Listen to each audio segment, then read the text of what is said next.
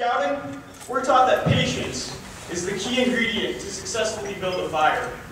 And to start a fire, we have three kinds of materials: tinder, kindling, and fuel wood. These provide the basic building blocks represented by scouts around the campfire. Tiger cubs is the starting point of scouting. They represent the tinder, the basic and first step in building a fire and successful journey in scouting. Tinder catches fire easily and burns fast. Dry pine needles, grasses, or shredded bark work well as tinder. Next, we add the kindling. Cub Scouts transition to Boy Scouts and are the next step along the scouting trail. Boy Scouts are more advanced, take on more projects, have deeper goals, and grow in leadership and service to others. Here, they represent kindling, larger twigs and branches, setting the stage for tinder to burn brightly. And next, we need the fuel wood. Fuel wood really means sustainability. It's kind of like taking what we have and growing it to the next level so that others may benefit. Eagle Scouts and our venturing and exploring programs are models of fuel wood. These programs allow our young men and women to use their talents under the guidance of adult role models and to grow to be upstanding citizens. So there you have it, the making of a successful fire. A fire that means warmth on a cold night, heat to dry clothes, or a source of energy to cook food. Fire means life. And here in the Black Hills of South Dakota, our council provides quality life experiences to 1,600 scouts. Members here represent the tinder, kindling, and fuel to build a fire. We represent the future of South Dakota and beyond. But like so many worthwhile programs, the ingredients do not produce a great product unless there is an igniting force. Today's breakfast represents that igniting force. You. You provide the spark, the funding to implement the best programs, provide the best facilities, the best staff to enable scouting to carry out the great service projects our community has come to know. And there's no telling what that spark might be for a young person, but it just might fuel the adventure that burns their entire life. Yes, today's breakfast will provide that spark to ignite our fire. Pretty cool, huh? As we think about our theme of fueling the adventure, living the dream, one might think that fire building is about, well, building a fire, but not really. It's about gathering the proper materials, controlling the situation, being patient, and doing one's best to conserve raw materials and not waste that tinder, kindling, or fuel wood. As you know, scouting promotes citizenship, patriotism, and love of country. Please stand as Kenio Odell, the Cub Scout from Pack 109 in Sturgis, leads us to the pledge.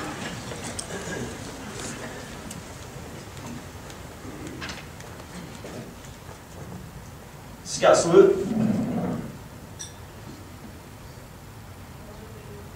To the flag of the United States of America and to the republic for which it stands, one nation, under God, indivisible, with liberty and justice for all.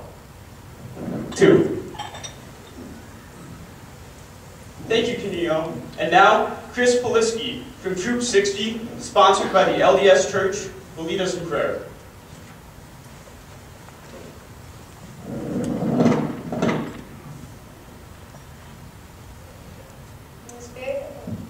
In the spirit of the 12th point of the Scout Law, Reverend, please prepare yourself for prayer.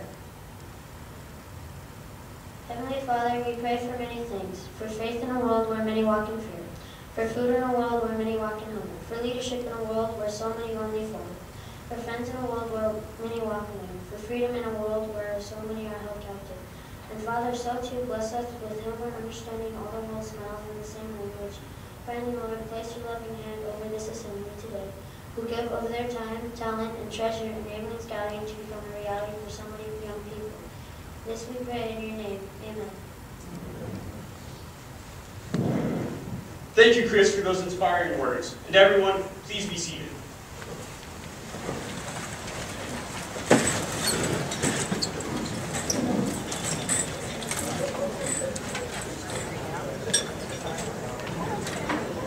Excellent job, Scouts, for getting us off to a great start. Welcome, everyone, to our 15th annual Leadership Breakfast for Scouting. Many thanks to everyone for being here as we celebrate 105 years of Scouting and kick off the 2015 Friends of Scouting campaign. We once again have record attendance with more than 325 Scouting friends, community leaders, and Scout volunteers. Now, breakfast will be served, and we will continue our program shortly after everyone has received their meal. Thank you. So, I know Bill Walsh is over there, and I feel really bad for Notre Dame.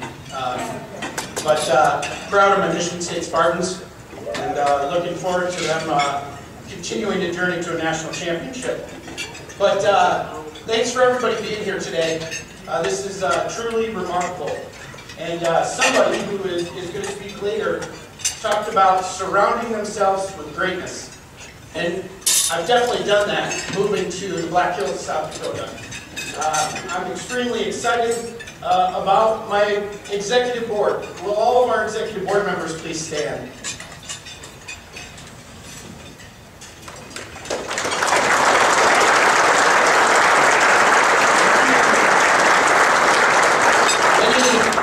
Many new faces on our executive board, future leaders of this community, up-and-comers in the community, and I'm excited to be surrounded by so many great people.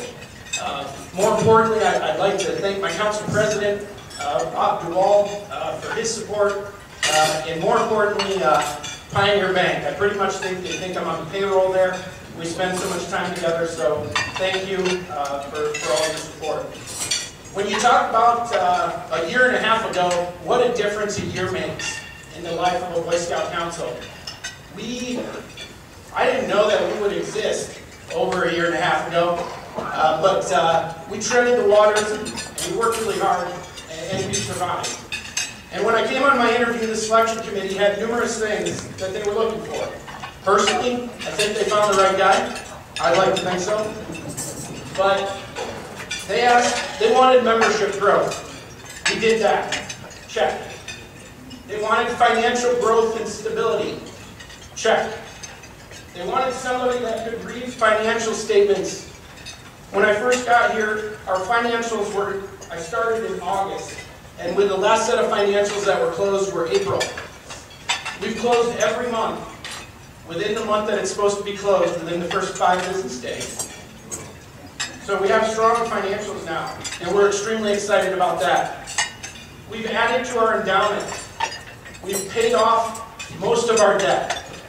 And as of today, we are no longer operating in our line of credit.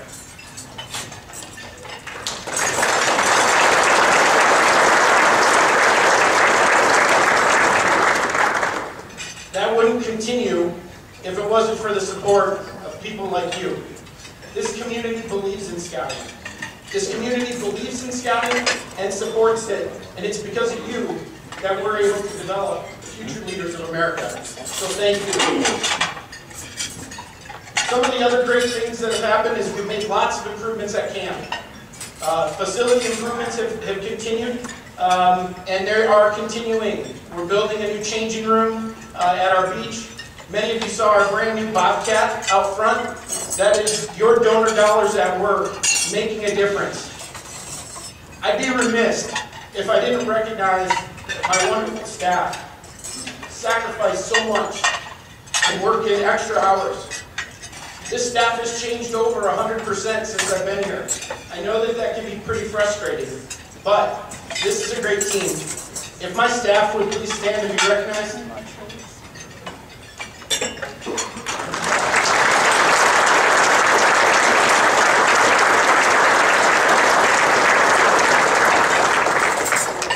Thank you for inspiring me to continue to do things in this community. Nationally, our council is receiving lots of recognition as well. We just were notified that we achieved the National Endowment Award, which we will receive in May. And I haven't seen him here, but is Sweet Pea here? Sweet Pea, can you stand up? Back in the back there, Sweet Pea Kylieber from Piedmont was recognized and will be recognized at our national annual meeting as National Cubmaster of the Year.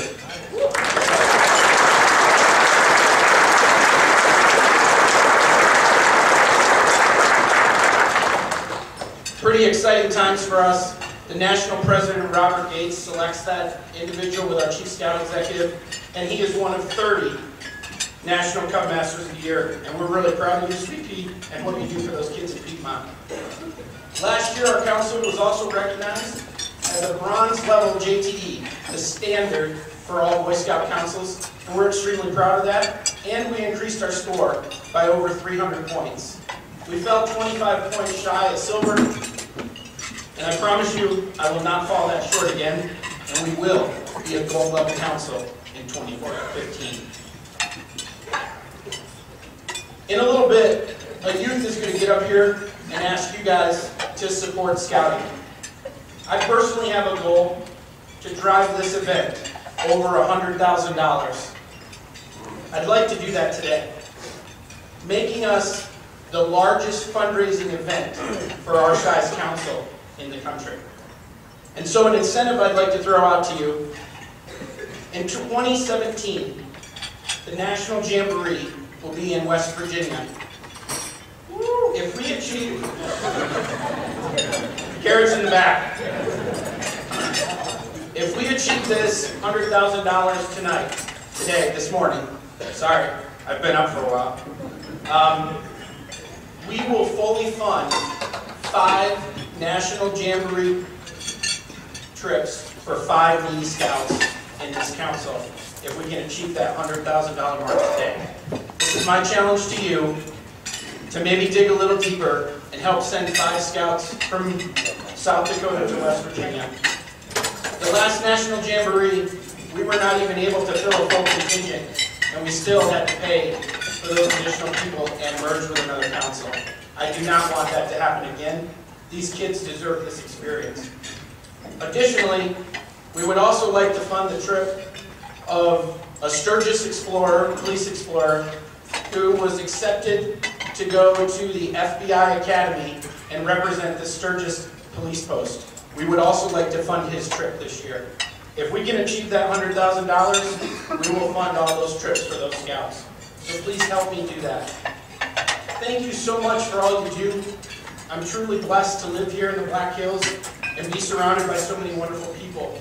Scouting is alive and well in the Black Hills, and I promise you that it will continue under my leadership and the leadership of this board. So thank you so much. Now I get the great pleasure of introducing a young man who has already been up here. Will has been a part of the scouting movement in the Black Hills Area Council for over a decade. He started his Tiger Cub career in Pack 74, earned his Arrow of Light, and crossed over to Troop 1187. Will has accepted many challenges through the years. He has served in most leadership positions within the troop. Will has also been quick to mentor any young scout, providing them with good advice and teaching scout skills. Since that time, he's earned the Eagle Scout rank in 2012 and is currently 18 years old and a vigil member of the Crazy Horse Lodge Order of the Arrow, which is the National Honor Society for the Boy Scouts of America. The Order of the Arrow has always been very important to Will. He has provided his leadership on a local and on a regional level. He currently serves as the Western Region Secretary for Section W2N. His Eagle project consisted of obtaining over $2,000 worth of materials and organizing over 160 man-hours to build benches and trail kiosks at Powers Memorial Park in Rapid City. Outside of scouting, Will is a senior at Central High School. Dang. He has a 4.33 GPA and is ranked in the top 5 in his class of 372. Will has found a way to balance his academics and his activities. This is not an easy task, for a high school student. Another one of his extraordinary interests is with the JROTC program at his school. He serves as battalion commander and leads over 170 cadets in day-to-day operation of the program. Will currently works as a shift manager at McDonald's, making him one of the youngest in the state of South Dakota. After graduation this year, he plans to be accepted to the Air Force Academy, where he wants to study aeronautical engineering. I know there are people in here, he has received the appointment from the state, and he's just waiting to hear back from the Air Force.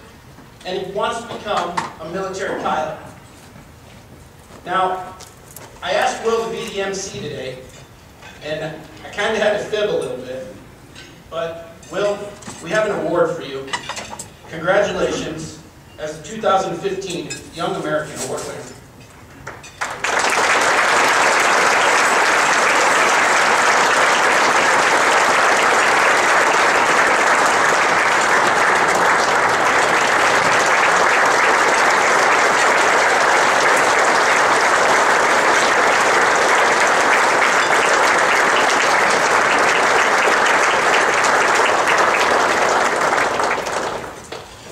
Hard to pull one over on this kid, so I had to kind of lie in the script a little bit, but Scout is trustworthy. I won't do that again, I promise.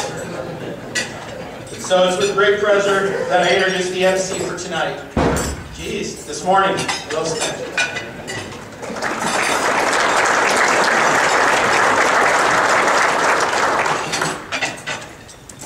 Our theme is fueling the adventure, living the dream. So let me tell you just a few statistics from a recent Baylor University study when it compared Eagle Scouts to men who work in scouting. 66% of Eagle Scouts are more likely to volunteer. 73% of Eagle Scouts are more likely to have voted in the last presidential election. 55% more likely to be in a leadership position at their place of employment, and they're 76% more likely to hold a leadership position in the local community. Your support today to help fuel the adventure for one of our scouts. So let me tell you about a scout whose dreams were fueled by your support. Zachary Larson is a senior at Stevens High School. He grew up in Rapid City.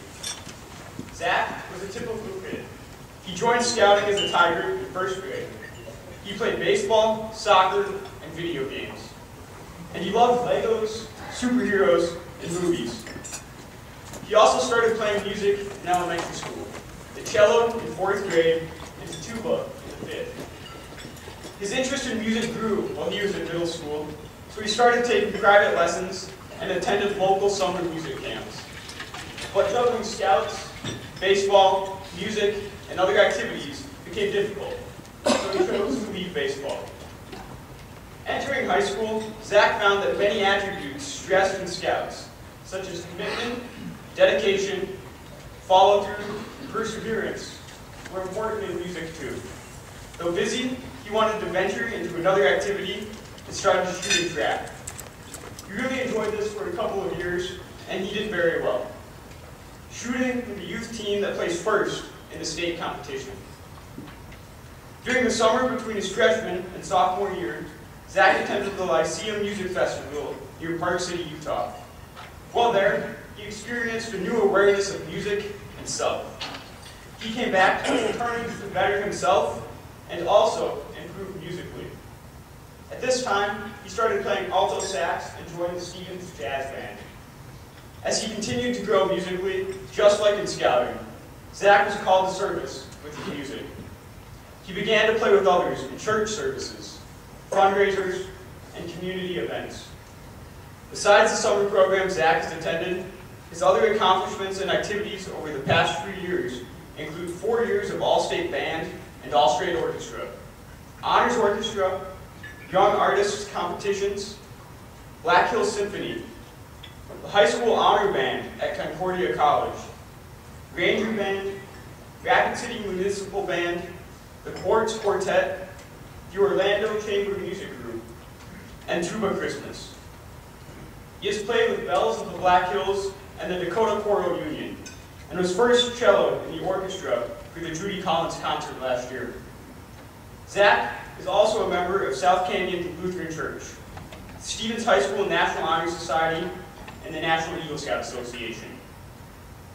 Zach has often been advised to focus on one instrument to transition into college. But if you were to ask him which his favorite is, cello or tuba, he'll tell you neither, as one is not superior to the other, they're simply different from each other. And asking him to give up one of his instruments would be like asking him to give up half of his world. While he may eventually have to choose one over the other, he has continued to pursue both while applying and auditioning at these music schools and conservatories.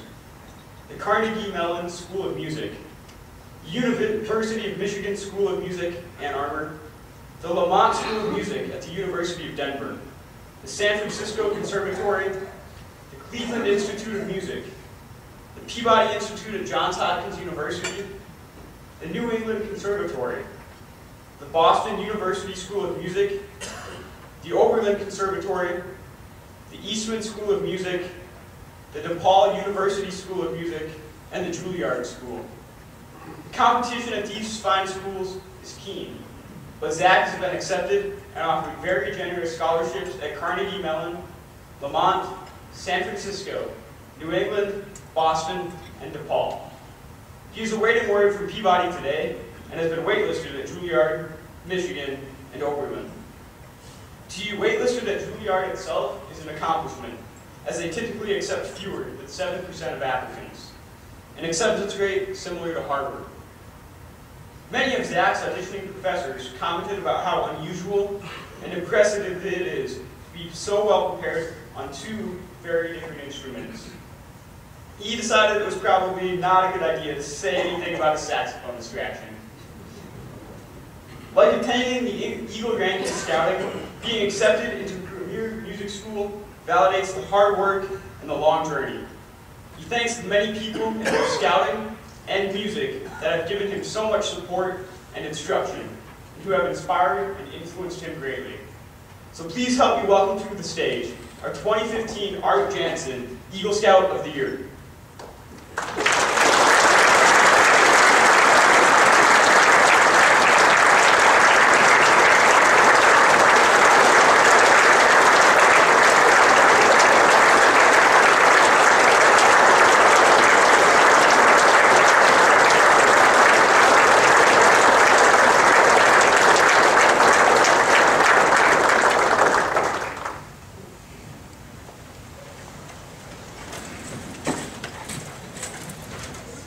Zach, congratulations on your honor. It is very well deserved. By the way, Tim said that you should attend that school in Michigan. And now, I would like to welcome to the stage Max Daniel from Troop 7, sponsored by St. Teresa Catholic Church.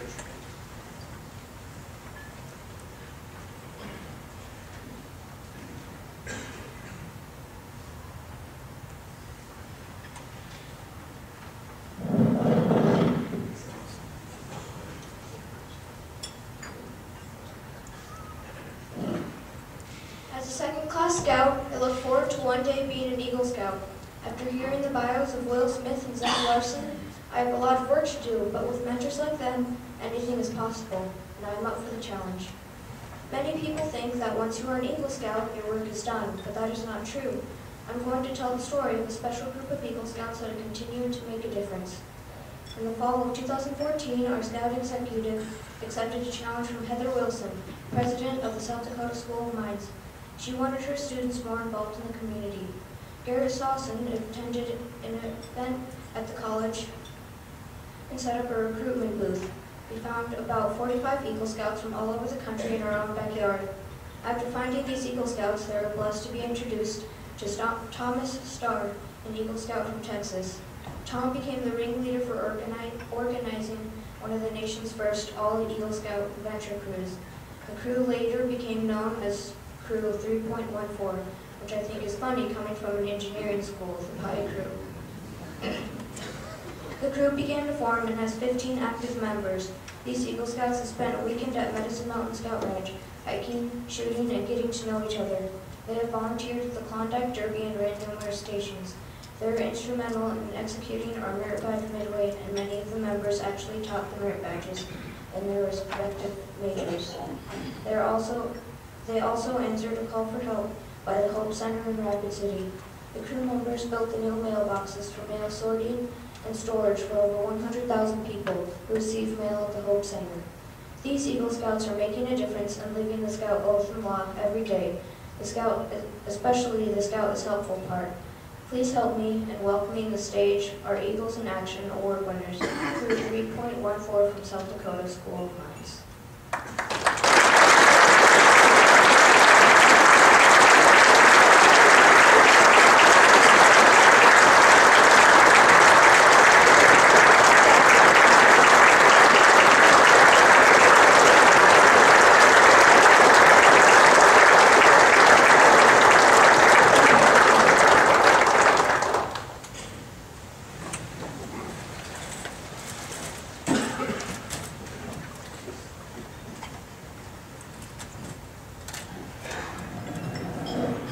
Thanks, Matt, and congrats to our Crew 3.14. I'd now like to welcome to the stage Austin Eads from Troop 7 with all the important acts.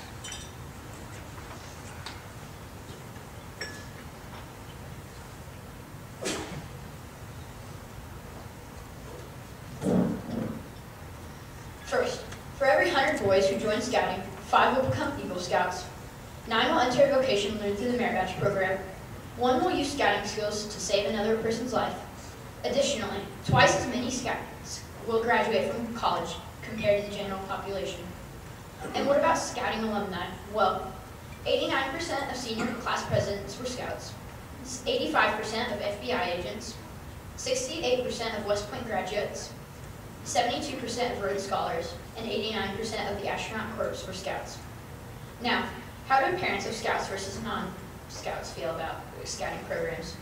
Scouts learn valuable skills, 96% versus 77%. Develop leadership traits, 94% versus 73%. Respect for others, 92% versus 70%. Strong morals and values, 91% versus 66%. Now, pay close attention to these alarming statistics every day in our country. 8,300 high school students drop out, 4,133 students are arrested, 18,493 public school students are suspended.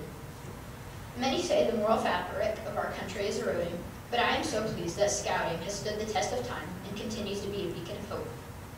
A path to responsibility and values-based organization that makes a positive difference in the lives of young people. Our financial support is needed today more than ever before, and we will continue to make a difference in the lives of young people. For without you, who? And if not now, when? You can make an impact now, and now is the time. I represent 1,600 Scouts and 900 volunteers who appreciate your passion for Scouting and our efforts to ensure that all young people who desire to participate are able to do so regardless of their financial resources. The stories we've heard today are made possible by your contributions as they fuel the adventure in our Scouting family. It is an honor and a privilege to be able to help Scouting thrive and grow in South Dakota. More than ever, young Americans need the character building, the leadership skills, and lessons in personal responsibility that the Scouting programs offer. We are committed to giving Scouts the tools and experiences, the knowledge and the faith to make the world a better place. Our mission may be lofty, but with your help it is attainable. For without you, who? And if not now, when? You can make an impact, and now is the time. Many of us will earn their Eagle Badge, become parents, city leaders, and business executives. They are our future. As a Scout, I ask you to support Scouting through financial pledge to our Council's 2015 Friends of Scouting annual campaign. Your contributions are above and beyond the allocation we received from the United Way, where we are proud and grateful for our longtime partnership. It is our hope that everyone here today makes a financial pledge to support Scouting. With your generous help, we should be well on our way to raising our $184,000 goal. We are asking that everyone considers a minimum pledge of $160. Many of you also work for companies that provide matching funds, so please indicate that on your card. I know that many guests contribute at a much higher level, and for for that, we share our appreciation. In fact, the average individual gift at last year's breakfast was nearly $390. As you think about your gift and my request, consider the phrase, give until it feels good. Every size gift is important, and won't it feel good to help 1,600 scouts and 900 volunteer scout leaders, and make a positive difference in the lives of scouts like me. This year, we have special incentives to encourage you to aim higher. Your table host can discuss the specifics of completing your pledge card and the ways you can pay your pledge either today or in payments over the course of next year. Please make sure to sign, date, and verify your mailing address, and return your card to your table host. For those that are using a Visa or MasterCard, be sure to sign and date and include your 3-digit code. So at this time, table hosts, please distribute the pledge cards, and after your guests fill them out, collect them and give them to a scout or staff member as they come around your table. Please remain seated as we will soon introduce our speaker.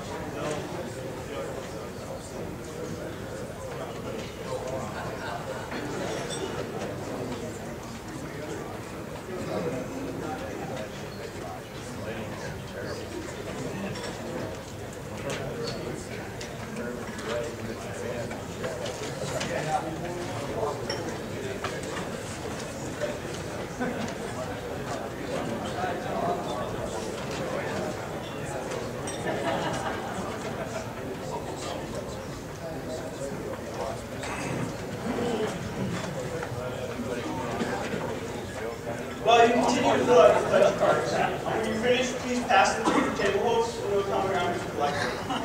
In the meantime, we'll continue with our program. So I would like to thank you for your generous contributions. And it is now with great pleasure that I would like to introduce Zach Larson, who will introduce our speaker this evening.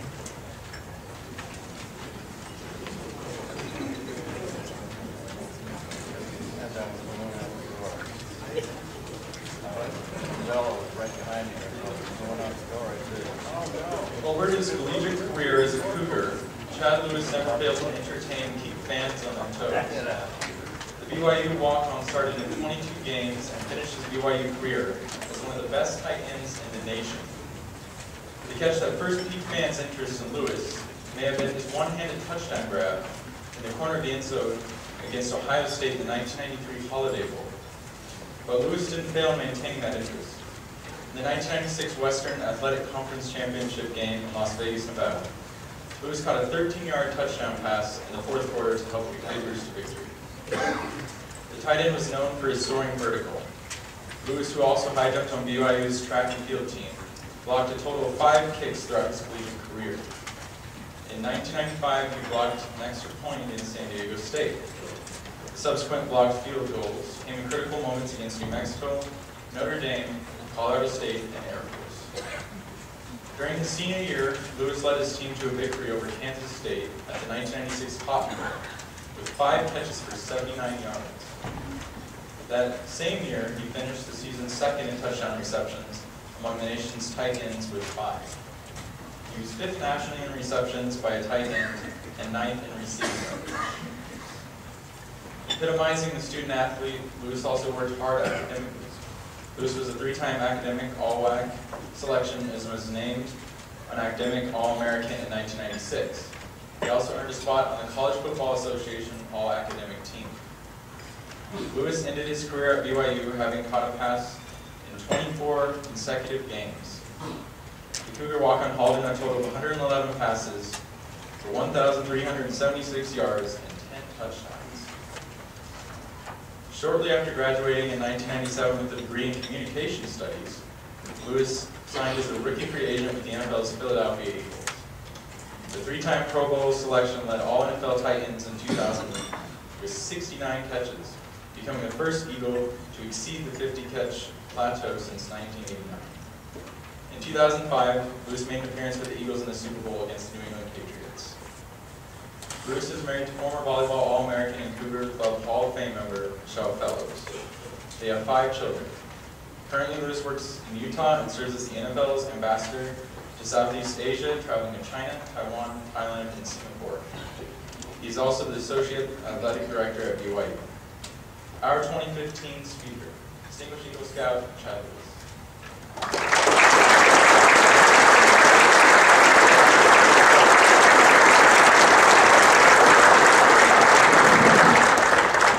Thank you.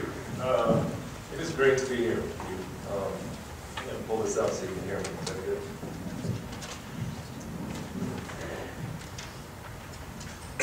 And I'd like to thank Tim and Tom Polisky for getting me out here. And I'm sure you feel just like me. To stand here, to sit here this morning and listen and see these cool scouts. America's in great hands. And that's the whole role of the scouting program, to help develop young men to be great old men like us. And you guys are on your way. And I'm very proud of you. This picture right here is a picture catching a touchdown pass to help the Eagles get to the Super Bowl. And I was thrilled and sad at the same time because I broke my left foot. I tore the Liz Frank ligament. There was only 2 minutes left. So in 2 minutes, we were going to the Super Bowl. And I knew right then that I was not going to be able to play in a game that I wanted to my whole life. And I'll tell you why it was possible to handle that disappointment and keep on trucking. And I would like today to share just a couple stories. And if there's time at the very end to take some questions, I'd love to do that. And if there's no time, I'll just wrap it up. And I'll stay after anyone that wants to talk. I'm more than happy. I love being out here. I love the cause for which I came out here to help the Boy Scouts program. This is really cool. I'm going to tell you a story about my Scoutmaster. Yeah, he's the coolest guy that I've ever met. This is my dad. And he is my absolute hero. He was a marathon runner. When I was a little kid, I'm sitting at the finish line of the Deseret News Marathon in Salt Lake City, and this is my dad crossing the finish line. And he sprinted the last 100 yards. It's 26 miles. And when he sprinted the last 100, I just looked at him like, my dad is Superman. It was so cool. And he encouraged all of us to run. So this is my 4 brothers and I and my mom running a little race in Provo, Utah. We loved to be out and about, and it was because of his leadership. He wanted us moving. In wintertime, he didn't just shovel the walks. Every year, he would make ginormous ice sculptures, snow sculptures in our front yard. And as little kids, it was so cool to come outside and just say, Dad, you're amazing. And this is just one picture. This elephant rider was like that's my dad. The most important part to me was that when I was 12, 13, 14 years old, he was my scoutmaster, which meant that I was going on a camp out with my dad once a month. And I got to know him more than just my dad. He was my friend and my hero, and it was really, really cool. And so we trucked and hiked and camped all over the place. And I'm grateful for every one of those. Because in 1990, I was 18 and a half years old, he had a massive stroke. The stroke was the result of an abscessed tooth. He had a small tooth infection that went to his heart that led to just a cataclysmic bomb in his brain. It was an aneurysm, and we took him into the hospital at midnight. He had a full stroke, so the left side of his body was totally paralyzed. And it was really scary. And I remember standing with the doctors. They saw this image on the MRI screen.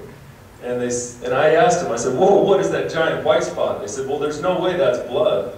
This is the technician. And I said, okay. He said, if that were blood, your dad would be dead for sure. You can't hemorrhage like that and live. And within 20 or 30 seconds, Dr. Nielsen, the brain surgeon, walked in that MRI room, and he said, whoa, that's a lot of blood. And I looked at the technician, and I thought, oh, that's a death sentence. And so they went in and had surgery immediately. And then they saved my dad's life. And it was a miracle. Because when the surgeon came out, he talked to my mom and my brothers, and he said, look, get your home ready for a wheelchair. To save his life, there wasn't just one artery that was hemorrhaging, there were four. So when I took off his skull, there was blood just shooting on the OR floor. I couldn't fix those arteries. They were like the consistency of wet tissue paper. They just dissolved. So I took 4 clamps and I clamped the blood flow to the right side of his brain. He will never walk again. I don't know what his brain's going to be like. I don't know if he's going to have his vision. And my brother said, no, he's going to walk out of this hospital. And this tough Navy surgeon, he got really mad at my brother. He's like, you have no idea what I did to save his life. He will never walk again. And man, just the whole thing was hitting us so fast and so hard. So we went and we got him, and we went with him into his hospital room. And he was alive. It was so amazing, and we were grateful. He had just enough strength to shake our hands. The second day he was in the intensive care unit, he had tubes everywhere, monitors everywhere. And we were poking him on the left side. Can you feel that? It's like, no. He couldn't speak. Everything was slurred. You know what it's like. And he asked us to sit him up in his bed. And we said, are you sure that's okay? He was a physician by trade. We said, all right, you're a doctor. You know what you're talking about. So we sat him up. And then he said, stand me up. We said, okay.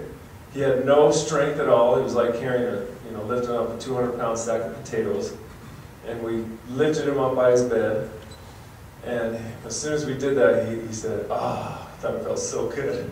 And right then, the intensive care nurse walked by the room and she blew a gasket. She ran in. What are you boys doing? And we're like, what? And she said, by raising him up out of bed, changing the pressure in his brain, you could kill him like that. You could throw a blood clot. And we're looking at him like, Dad, you're the doctor. You're supposed to tell us. So we laid him back down. She wanted us out of the hospital, not just the room. And we said, no, we're going to stay right here. We won't do that again. And so we got him situated. When she finally left the room, he said, okay, let's do it again. So here he was sitting in this hospital room, and he wanted to rise up and walk. He wanted to get out there. Now, one of the miracles that happened in this hospital room is he wanted to listen to great music. So here's him putting in a tape of Beethoven's Ninth Symphony, the Ode to Joy. And it was something that he had in this room that when you went into the room, you had great music. And the feeling in there was so powerful. And I'm trying to click it. I put a little clip of that music on there. There it is. When you walked into his room, this was the sound and this was the feeling.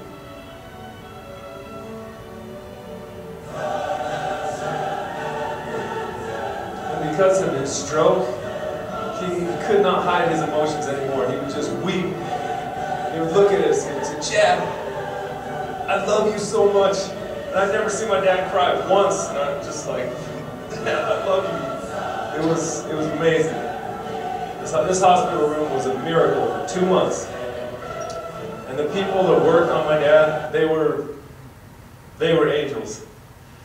One of the things that happened in this room is my mom went down to the gift shop and she bought this little book. And she said, this is going to be our blessings book. At the time, it felt like we had nothing, no job. He was going to be paralyzed forever. And she said, we're going to write down our blessings, what we have. And we're going to name them one by one.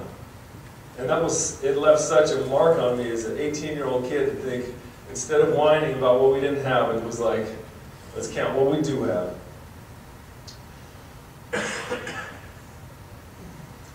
As he stayed in this hospital for 2 months, he learned how to tell time again, he learned how to think again, he learned how to process again, and within 2 months he learned how to walk again.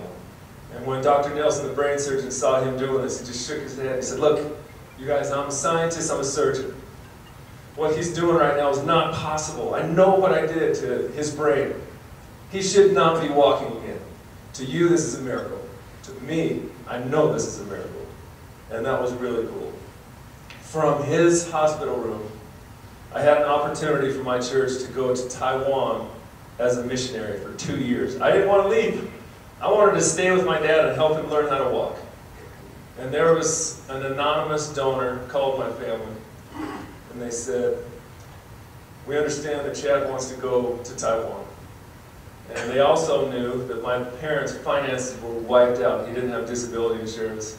They said, we want to help with his efforts to go over there. Here you are today for the reason of giving to these young men to have an opportunity to dominate, to be great young men, to save our country, really. I know what it means to be the benefactor of your kindness. And I want to say thank you to every one of you who are helping this program, because you're helping people like me to have a chance. And I'm so grateful for that. I was in Taiwan for 2 years and it changed my life. And I applied the things that I learned in scouting every day. Learning Mandarin Chinese was the hardest thing I'd ever done. But learning how to love other people is something that I needed to do. I grew up as a normal kid, and I was selfish. I was just worried about me. And I went over there and I learned I need to care about other people. And when I came home and I saw my dad again after 2 years, it was one of the greatest moments of my life. You can see his left hand right there is all bunched up. He still can't open it. He can walk, he can move, he can think, he can speak. His emotions are still weird. He'll cry very easily. He can drive. So when you come to Utah, be careful, because he's out on the roads. And from that experience right there, getting off the plane, I went to BYU. I was able to play football at BYU. I was able to accomplish my dreams. My dream was to jump over people on a football field. I was a tight end, I was a high jumper like Will said, or Zach said, and I was tired of these little DBs hitting my knees. That doesn't feel good. You see it on the TV, and it doesn't feel nice. And so I thought, I'm going to start jumping over these little turkeys, and that's what I did. That was my move at BYU. And my coach at BYU, Lavelle Edwards, he did not like it. I separated my shoulder the third time I did it against Ohio State. He's like, see, you got to stop doing that. But then I kept doing it, because I just had to. That's how I played football. And then when I got to the pros, Andy Reid, he loved it. He said, I love it when you jump over people. So once I had the green light, that felt good. I learned a lot of stuff playing football, and it was all similar to being a Boy Scout. You got to be brave. This is Troy Polamalu. He's the most fierce, strong safety in football. He's just wrecked people's lives as a strong safety for the Pittsburgh Steelers. And I had no idea, you know, what he talked like. The commercials, the Head & Shoulders commercials hadn't come out. You've heard his voice now. It's like, how can you be afraid of that guy? And after this game, I went and talked to Troy, and I was like, Troy. And he was the first person I saw after this game. I said, Troy, you're a beast. It was great playing against you. And this is what he said. No, Chad, you're a beast. I chased you all around today. And I was like, I didn't know you talked like that.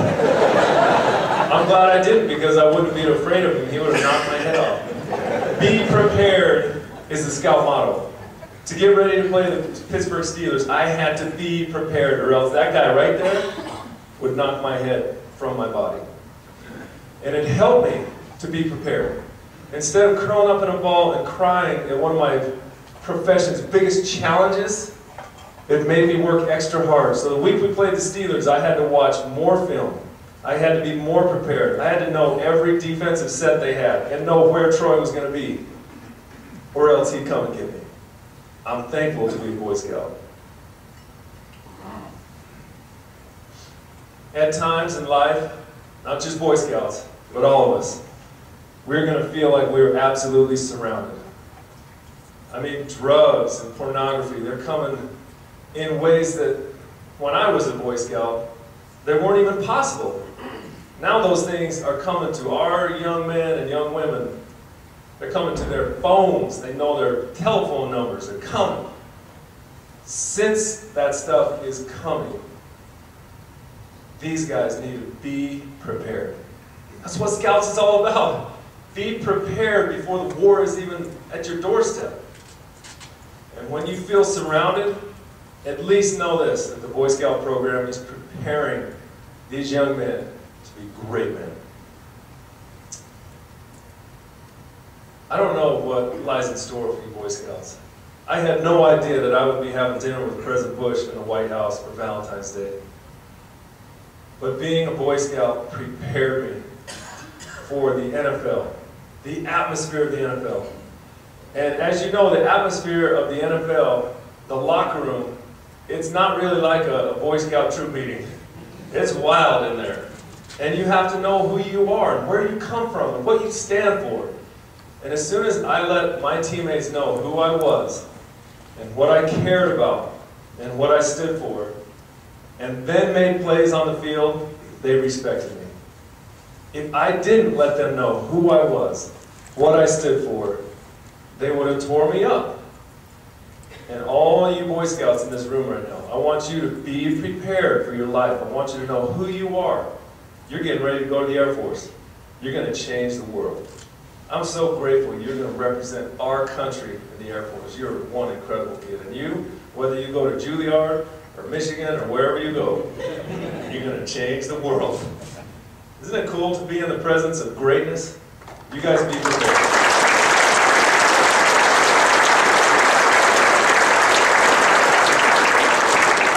As a football player, I came to know one thing, that my family is the most important thing in my life. This is a picture running with my girls, when they were just little on Christmas Eve. And the way things work after a football game, you got to hurry and get in the locker room because the press comes in 10 minutes after the locker room doors shut to do their interviews.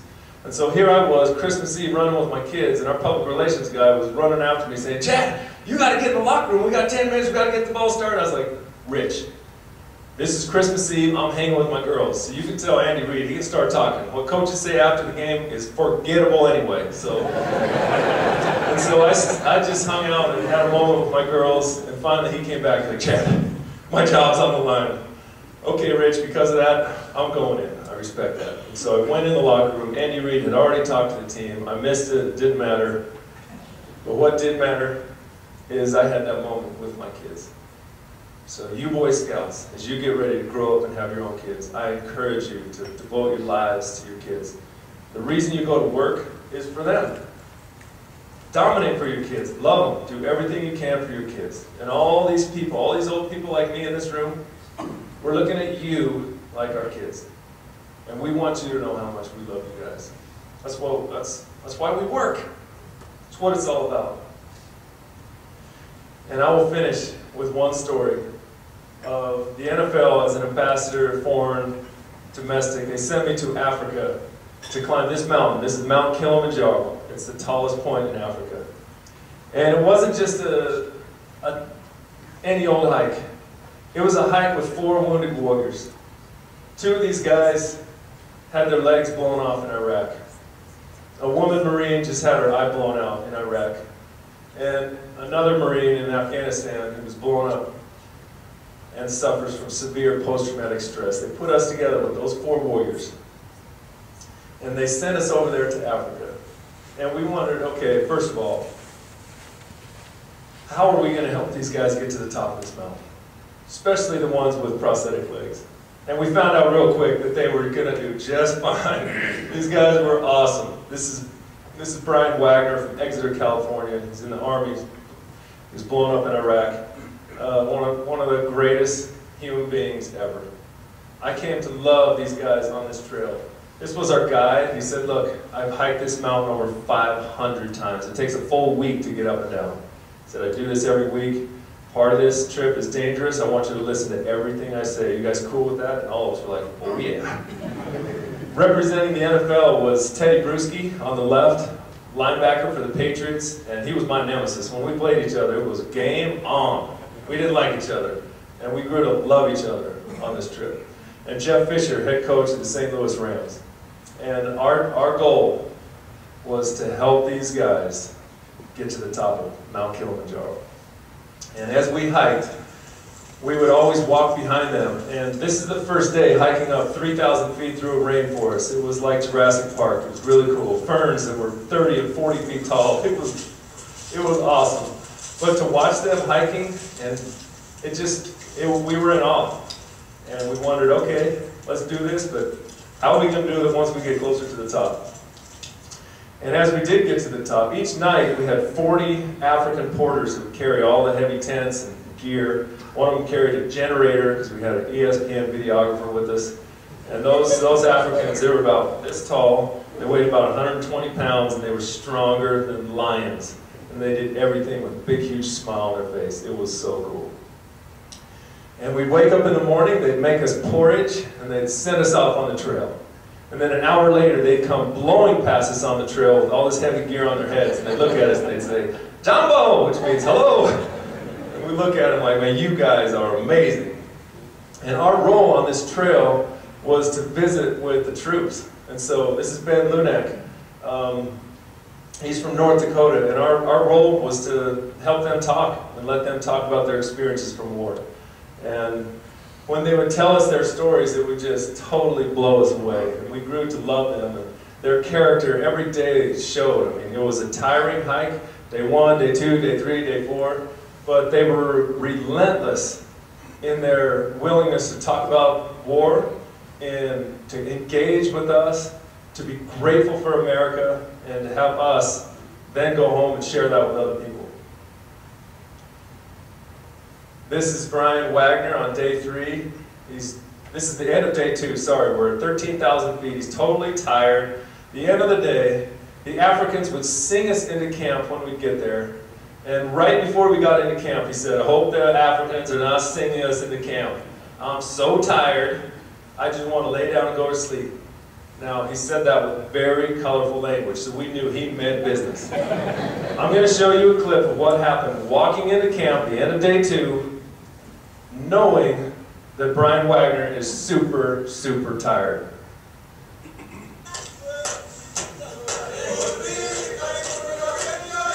They're singing, and here we come. There's Brian, and he is not happy. His leg hurts, he's tired, he's super salty, he just wants to lay down. And just watch, after 30 seconds of being with these Africans, just watch his attitude change.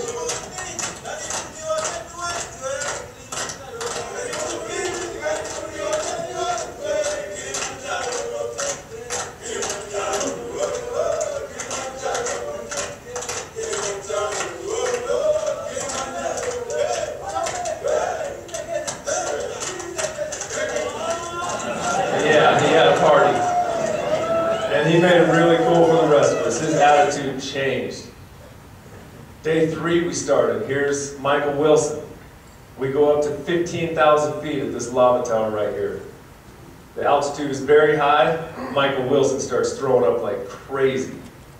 We're worried because the higher up the mountain you go, the bigger chance you have of not making it because of altitude sickness. To be above the clouds from then on was just totally stunning for all of us. Ben Lunak wakes up on the morning of the 4th day. His leg is so sore, his stump is swollen, it's split, and it's bleeding into his prosthetic leg.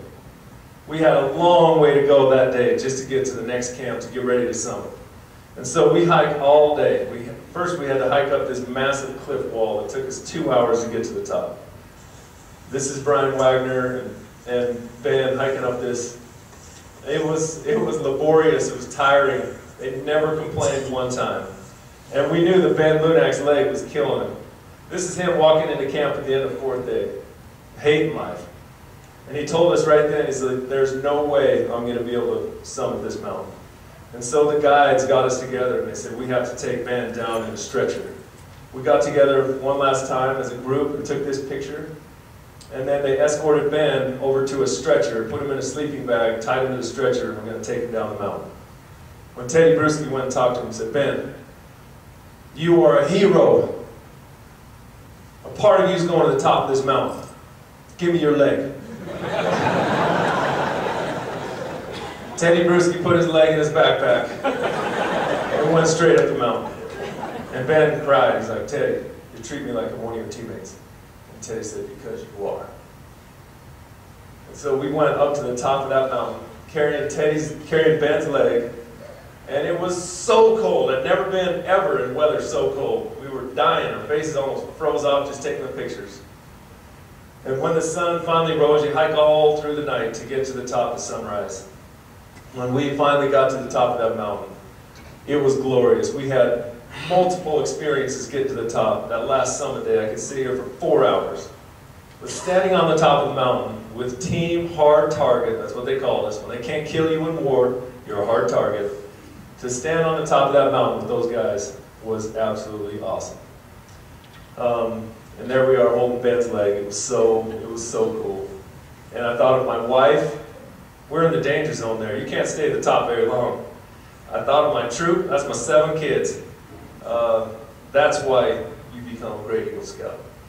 That's why you be prepared. That's why you work hard for them. This was one of our guys, and going down was 100 times worse than going up. And once we started going down, Michael Wilson, who was throwing up, he got to the point where his altitude sickness was so severe, they had to put him in that stretcher and run him off the mountain. And it was so bad, we thought that he was going to die. It was scary. So here this fun trip was turning deadly. And as we hiked down this mountain, Brian Wagner right here, he would have to take off his leg about 4 or 5 times. It was excruciating going down for him. And he said, Chad, let me just tell you something. One of the times he's taken off his leg. He said, the greatest casualty in war, it's not my leg getting blown off. I can deal with this. The greatest casualty is to be forgotten.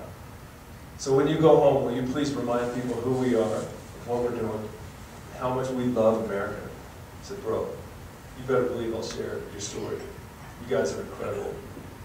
That's what I wanted to share with you. To let you know who these people are, who represent us and fight for our freedom and stand in harm's way for us, and who this next generation is. They are going to carry the torch of freedom, of America, of everything that we hold dear. No wonder we're gathered here today for such a totally worthy cause.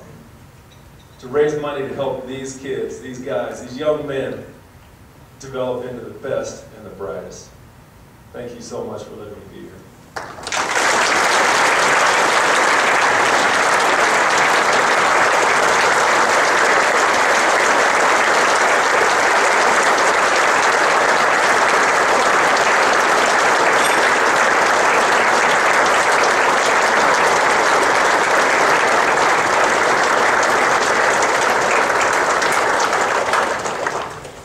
We want to say thank you to Chad Lewis for his thoughts and his inspiration. We hope that you will fondly remember this important visit to the Black Hills. Please accept the certificate which denotes the campership in your name for a needy scout to attend summer camp at Medicine Mountain Scout Ranch.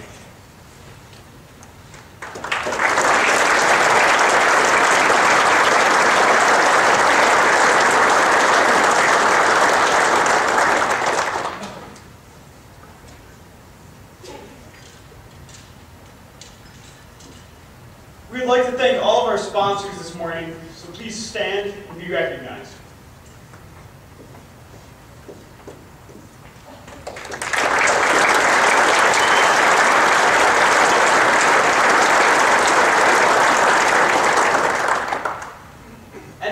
we have some special recognitions to present, and you must be present to win.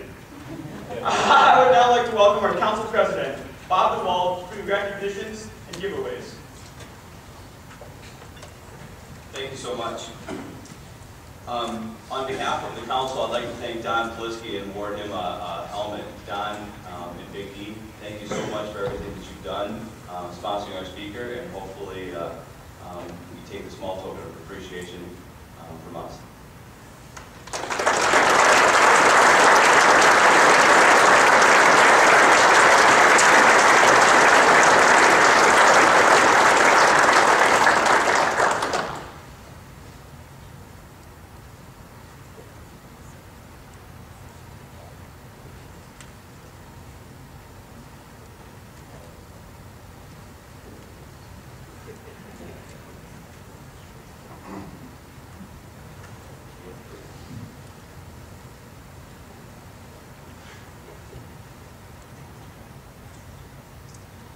We also have 2 drawings for table host for signed BYU helmets as well. And the first one, the name drawn is Roy McClaws.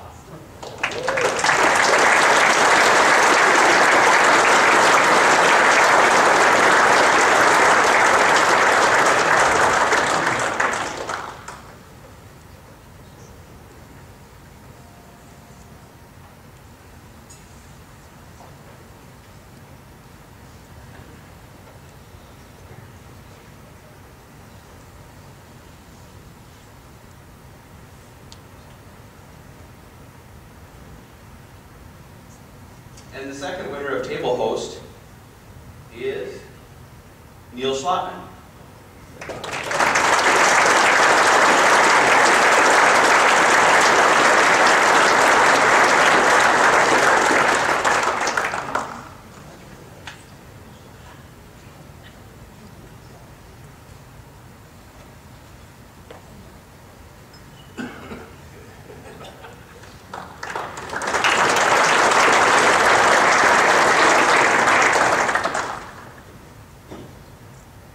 And the participant, the signed BYU helmet goes to Reed Christopherson.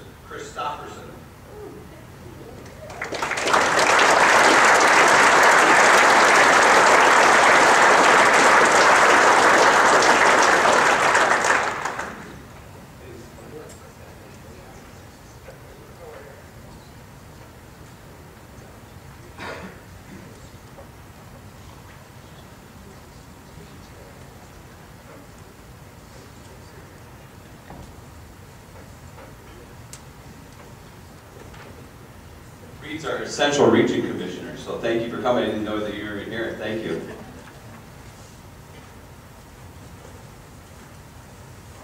Today we've made a difference in the lives of our youth. Each of you have done something very important to this community. To listen to you speak is just amazing. It's so effortlessly. It's great, and your points are very well taken. For you leaders in the room, for you business owners in the room, for you employers in the room, you might want to start getting your apps out. These are the kids you want to hire, or they're going to be hiring you, one of the two. I mean, this is the next leadership. I've told the story before. I've got 2 girls. When they asked me to sign on for Boy Scouts, I was never a Boy Scout myself, but they asked me to be a Boy Scout, and it was Dave Hine that said, you know, I know you got 2 girls. You're not going to actually probably in the program, but how about those girls maybe marry a Boy Scout? So I kind of reconciled that in my head, and I said, okay, maybe that's going to work for me. So I can only hope that my girls grow up and marry a Boy Scout. So that's what's brought me today to be the leader, be the council president. I truly appreciate everything that you guys have done for this council. So thank you so much. Thank you so much for coming. That ends our program.